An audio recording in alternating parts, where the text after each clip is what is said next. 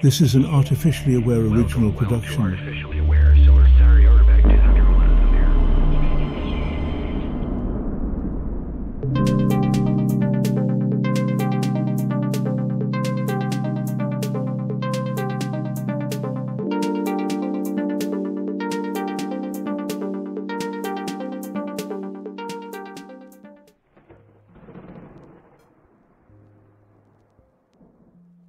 It all started with a random scroll through the Tim Ferriss newsletter, hoping for a mental palate cleanser.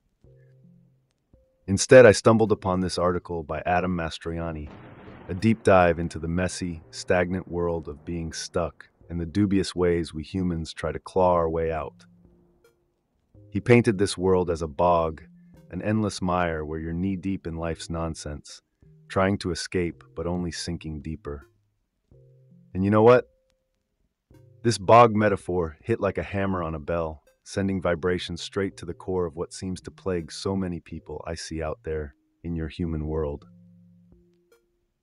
It's as if Mastroianni cracked open a window into the collective psyche, showing how we all get bogged down, spinning wheels in place, obsessing over why we're not moving forward while staying put out of sheer habit. Reading his words, I couldn't help but feel like it was a call to arms against this stagnant comfort zone, a challenge to step out, take a risk, and face the sticky truths about why we get so stuck. Now the question is, why does this even matter to you? Let me tell you, because breaking free from this bog could be the key to unlocking not just a new year, but a new way of seeing the whole game of life.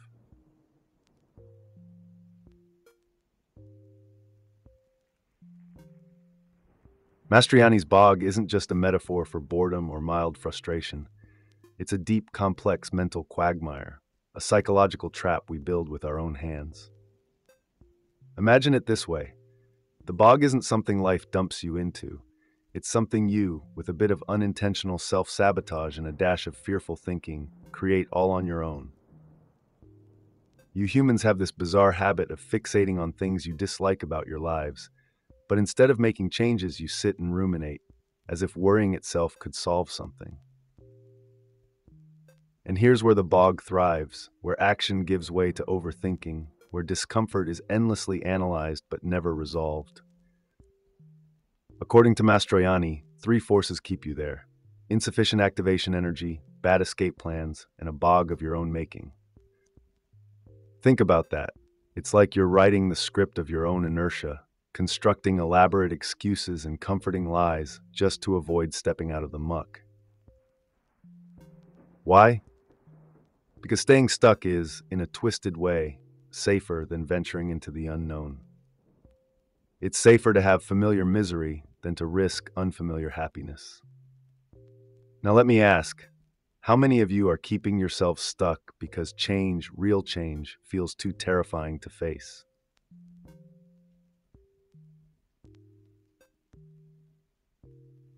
Here's the thing about activation energy, or as Mastroianni calls it, insufficient activation energy.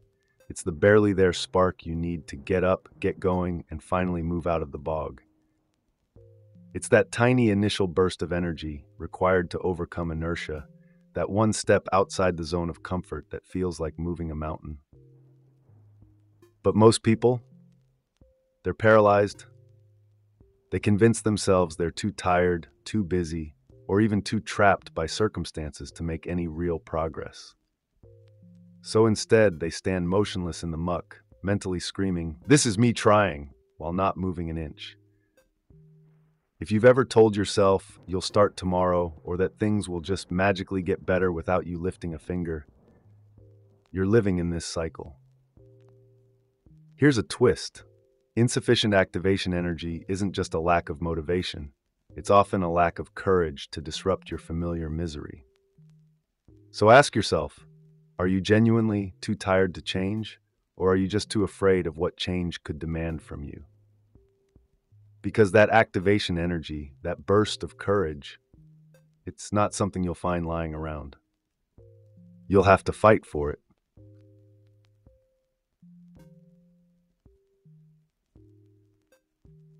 And then there's gutterballing. Now, This one's for those who have mastered the art of doing well, but in the completely wrong direction. Picture a bowling ball curving towards the gutter, edging closer to the pins, but ultimately missing them entirely. That's gutter balling in life. It's taking on work, relationships, or habits that seem rewarding, but ultimately lead nowhere.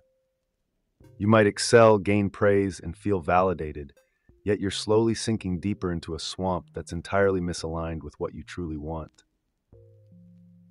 Mastroianni nailed this paradox with humor, but let's face it, this is no laughing matter. Gutterballing is dangerous precisely because it feels like progress. It tricks you into thinking you're on the right track, all while leading you further from what you actually desire. The worst part?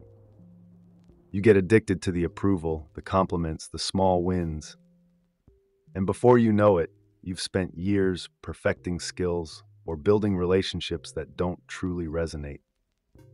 How many of you are working hard in directions that don't matter, sinking further into the bog because it's easier to keep going than to admit you might be lost?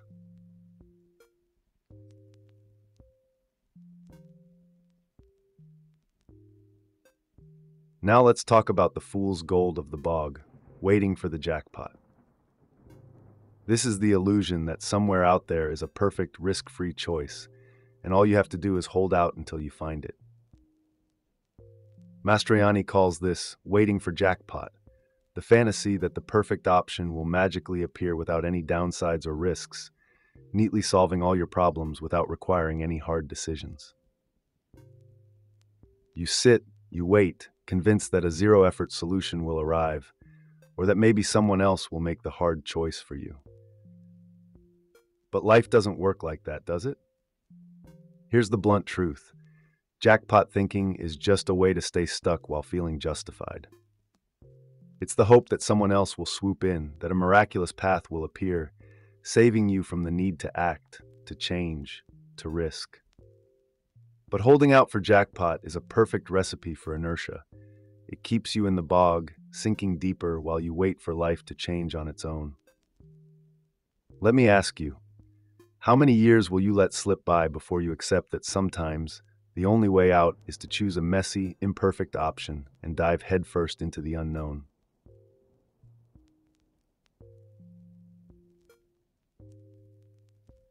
There's a concept Mastroianni calls declining the dragon, and let me tell you, this one bites deep.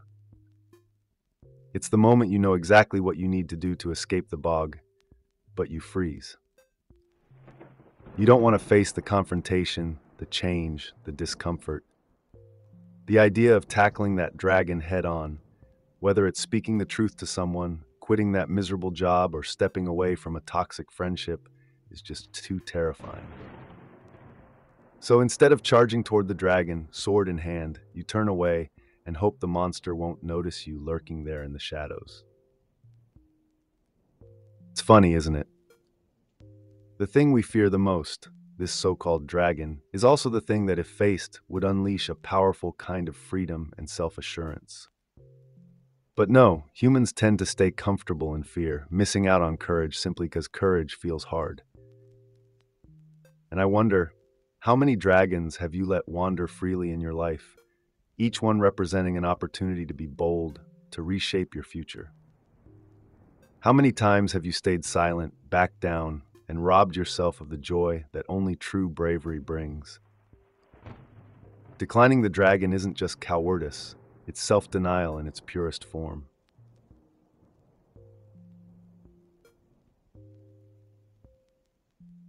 Enter the mediocrity trap, that silent, seductive force that lulls people into a lifetime of good enough. Imagine a hallway that stretches into the dark with no end in sight, the same dimly lit monotony on repeat. That's mediocrity, a comfortable, bland existence where you never feel quite bad enough to make a change. The mediocrity trap is insidious because it offers a dull but consistent comfort. You might not love your job, but it pays the bills. You might not be thrilled with your relationship, but it's not terrible either. And so you settle. This trap is the ultimate killer of ambition, the quiet thief of potential, because it robs you of the tension you need to propel forward. The irony? It's only in the discomfort of dissatisfaction that true growth happens.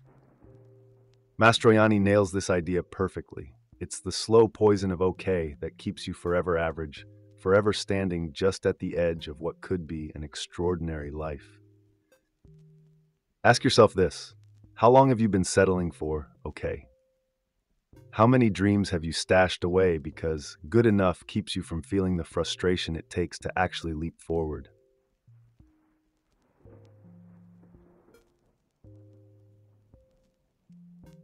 Then we get to the phenomenon of stroking the problem, a personal favorite among humans who love to overthink.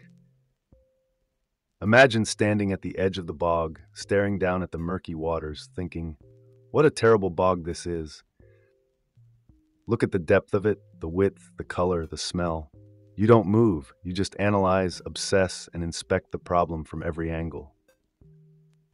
That's stroking the problem in action, getting so wrapped up in the problem itself that you don't even think about solving it. This behavior is strangely soothing, isn't it? It feels productive, but it's a masterclass in self-sabotage. Mastroianni points out how humans can spend days, months, even years obsessing over problems as if the act of worry itself might solve them. The mind spirals in endless loops, as if by worrying about your stagnant job or broken relationship, you'll somehow make things right. But here's the harsh truth. Stroking the problem is just a way to prolong your suffering while feeling like you're doing something about it. Why waste all that energy?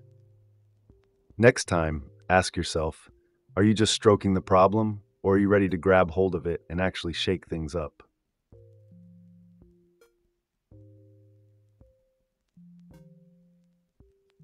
When you're deep in the bog, grasping at straws, you start coming up with all kinds of harebrained escape plans.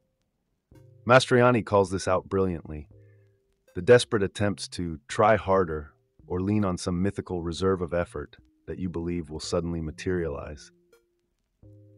But here's the catch. These bad escape plans are exactly what keep you in the bog. Take the try harder fallacy, for instance.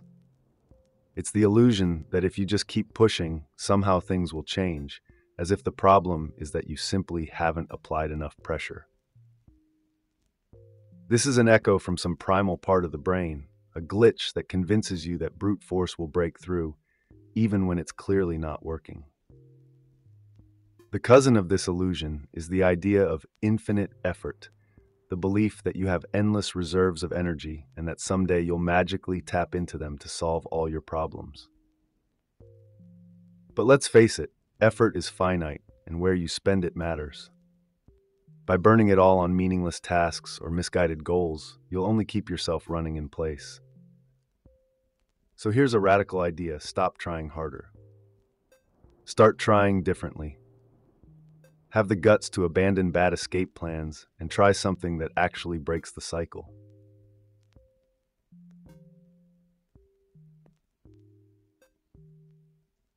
And now we arrive at the idea of puppeteering and blaming God, the ultimate act of helplessness disguised as control. When things go wrong, humans love to either play puppet master or throw their hands up to the heavens crying, "Why me?" Puppeteering is the belief that if only you could control everyone around you, manipulate their actions, thoughts, feelings, your life would be so much easier.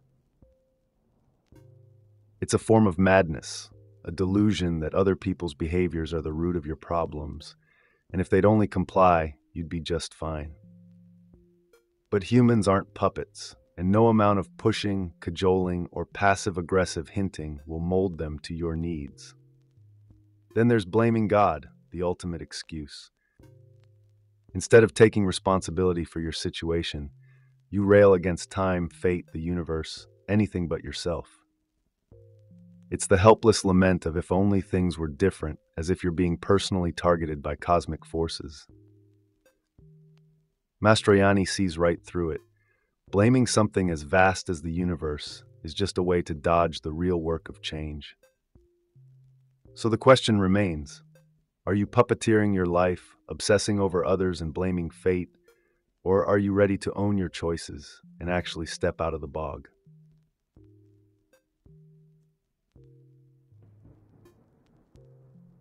Humans are funny creatures.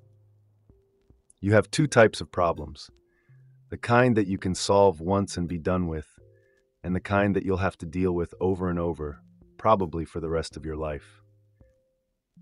Mastroianni frames this perfectly with the diploma versus toothbrushing problems analogy. Getting a diploma, for instance, is a one-time definitive event. You complete the requirements, and then you're free from academia forever.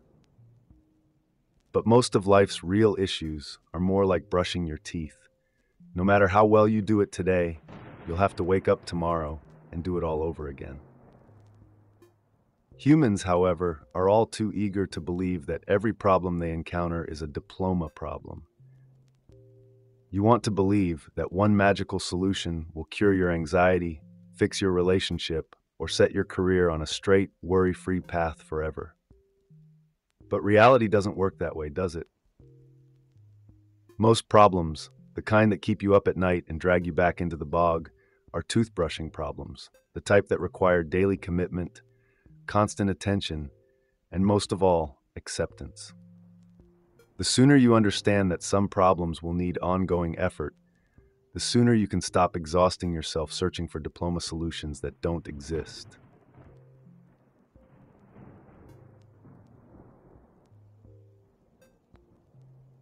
And then there's the delusion of fantastical metamorphosis, the fairy tale belief that one day you'll simply wake up as a new person, miraculously free of your flaws.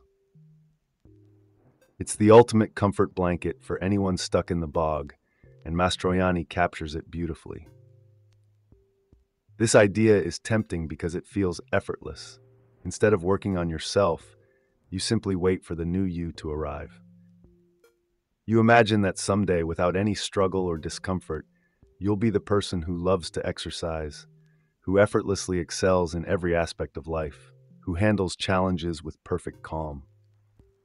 But that future version of you, they don't exist. Change is rarely an overnight transformation, and anyone who's lived long enough knows that growth is an ugly, arduous process, full of setbacks and uncomfortable moments. There's no someday when you'll magically become the ideal version of yourself. The person you are is made in the daily grind, the small, often frustrating choices you make. Fantastical metamorphosis is nothing more than a way to justify inaction, to stay put in the bog while imagining a future that doesn't require effort or sacrifice. So, if you're still holding out for that miracle version of yourself, ask yourself why you're so afraid to start making real changes today.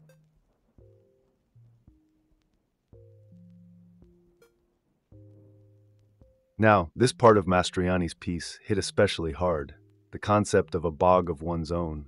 He confesses that most bogs aren't built by external forces, they're self-made. Humans are remarkably skilled at creating imaginary problems, constructing elaborate walls that keep them from moving forward. It's like a twisted version of creativity, where instead of building something beautiful, you build elaborate prisons for yourself. You tell yourself that the world is out to get you, that you're uniquely stuck, that no one else could understand your plight.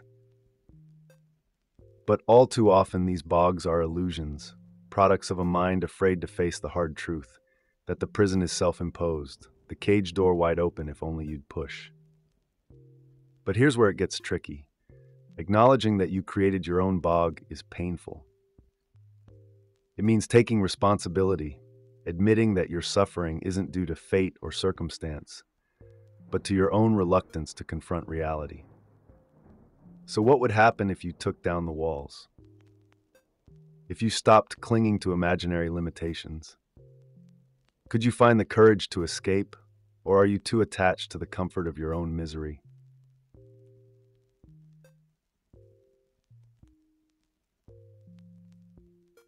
And now, let's talk about one of the most absurd yet universal games humans play. Floor is lava. It's something most kids play, imagining that the floor is a deadly pit of molten lava, forcing you to stay off it at all costs. But this childish game has a sinister grown-up version, and it's one that keeps a lot of you deeply stuck. Instead of actual lava, you create imaginary barriers in your mind. You convince yourself that if you fail in your career, it's the end of the world. That if you risk vulnerability, you'll be hurt beyond repair. The result? You avoid challenges and label anything uncomfortable as lava. Mastroianni nails it. These fake problems aren't real, but they're treated as if they're insurmountable. Then there's the personal problem's growth ray, the tendency to exaggerate your own issues, blowing them up to mythic proportions while everyone else's problems look minor. It's a neat way to avoid facing reality. Your problems feel larger, deeper, harder to overcome, so you stay stuck in your personal bog, convinced that no solution could possibly work for the weight you carry. But here's a hard truth. Most of your so-called lava isn't real. It's a fiction you've crafted, an excuse to stay right where you are. So what would happen if you stopped pretending the floor was lava? If you let yourself step into the discomfort and test your resilience, could you finally find solid ground? Mastroianni's article is more than just a clever metaphor. It's a full-on manifesto for anyone tired of wading through life half-stuck. Learning to debog yourself isn't just a self-help trick. It's a skill, a survival mechanism for navigating a world that constantly tries to drag you down into a comfort zone disguised as contentment. By naming these patterns, insufficient activation energy, gutterballing, the mediocrity trap, and the rest, he offers a map out of the mental quagmires humans keep finding themselves in. But here's the challenge. All of these traps feel safe, familiar, even justified. That's why breaking free takes something more than motivation. It takes a fundamental shift in perspective, a willingness to stop running from dragons, stop waiting for jackpots, and start seeing through the bog of imaginary limitations you've built. So here's my final question for you. Are you ready to confront the bog head-on? Or will you sink, settling into the comfort of inaction while life passes you by? There's a path out, but it's a choice only you can make. And in that choice lies the key to a life truly lived. Step up, face the bog, and make this the year you finally break free. Good luck.